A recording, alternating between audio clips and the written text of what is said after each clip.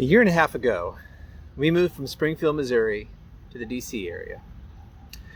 Turns out these two places are pretty different.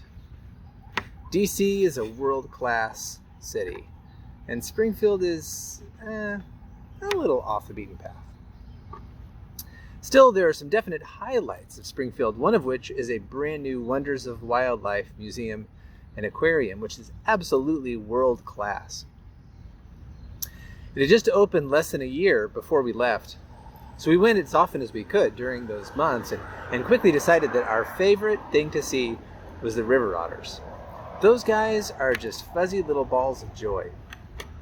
The way they run and slide, swim and twist around in the water and play with their bath toys and collaborate with each other in the process.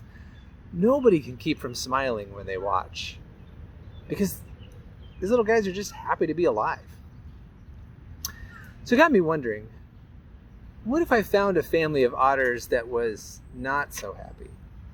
They're bored with the slides, bickering with each other, lying around eating junk food all day and whining about the nosy tourists. And if they could talk to me, they might say, "Is this all there is? There's got to be more out of life. I want to be a dolphin or a falcon." And I would wonder what happened to these otters that broke their brains. I would try to talk some sense into them if I could. I would say, "Yes, this is all there is. No, there's not more out of life. You're an otter. It's who you are." It's ridiculous because an otter would never try to imagine something greater or higher or truer. They're already their truest selves, just like every other species in the aquarium. But what do they think when they look at us?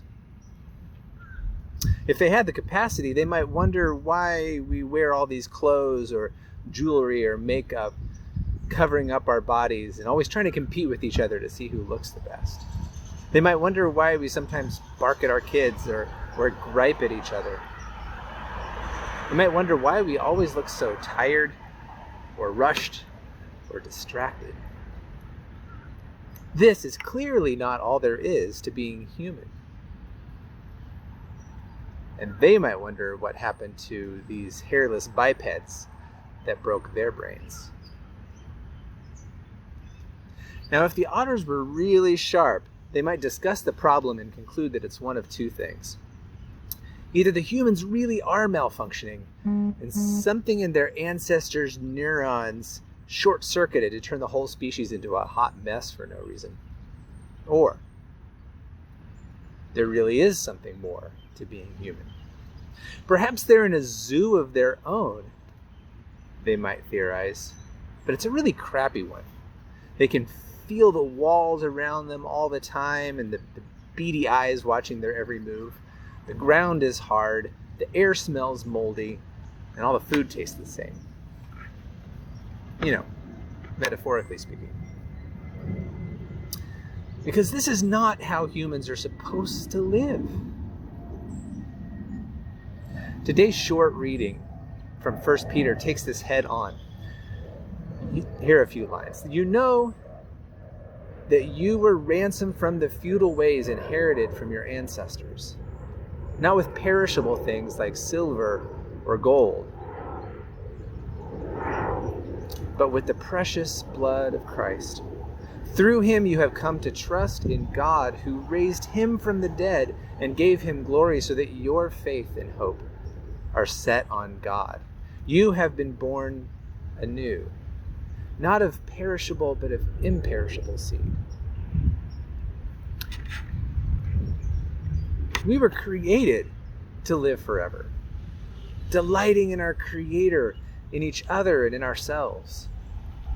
Just like those otters were created to splash and play, we were hardwired from the beginning with that genuine mutual love that Peter writes about. That was our imperishable seed. But we didn't want it. We wanted something we could control, something we could accumulate. We didn't want mutual trust and vulnerability. We wanted individual achievement and predictability. And we found this shiny stuff, this silver and gold, that looked so solid and eternal. but it wasn't. Years ago, I decided to build a shed in our backyard for my kid. I had just come off a successful installation of 6 ceiling fans in our new house and had only electrocuted myself once. So I was feeling pretty good and kicked it off by building a foundation of plywood laid on 16 brick pylons. Ultimately, I managed to build the whole shed on top of that foundation, almost by myself. No experts needed. Yeah, there were some pieces left over at the end, but it looked pretty solid to me. Unfortunately, only a few years later, the doors no longer opened right, the plywood floor was constantly wet and rotting, and there were things living under it. So we had a contractor pour a concrete slab elsewhere in the yard and move the whole thing over to the new foundation. Now, it was finally the shed it had been designed to be, but it had to be completely removed from what it was standing on and set down on something better. When I live life trusting only in myself, I am basing it on that perishable seed, that silver or gold that looks so perfect at first. Turns out Jesus had something so much better for me, so much better that he came down and took on the perishable seed for himself, that fragile human body, and took it with him to the cross and then to the grave. He had to die in order to kill it and rise again in order to bring back that imperishable seed, to restore the life that we were created to live. You guys, the otters are right. We all live, all of us, as if there is something else. We all hope, we all strive, we all reach for something better, however profound or petty that might be. And if in the end we find that this has all been a daydream, if the visceral world is truly the limit of all things, then we are 100% the most pathetic creatures in history. But we're not just dreaming, are we? Christ is risen. The tomb is empty. Imagine what it must have been like for those 2 disciples, Cleopas and the other one, walking on the road to Emmaus. They had been so hopeful. They'd left everything behind. They'd followed this one guy all over the place, and then bam, it's over. But now, as they walk along, hearing this random traveler talking about how it all had to be this way, they felt their hearts burning within them. Maybe there really is something more. And then they find themselves with their new friend in this cozy house in this little town in the cool of a spring evening. The sun is setting, the candles and lamps are lit, and the table is set for a Passover dinner. The traveler is clearly the wisest person in the room, so they hand the matzah bread to him for the blessing. Such an intimate setting, such a small moment.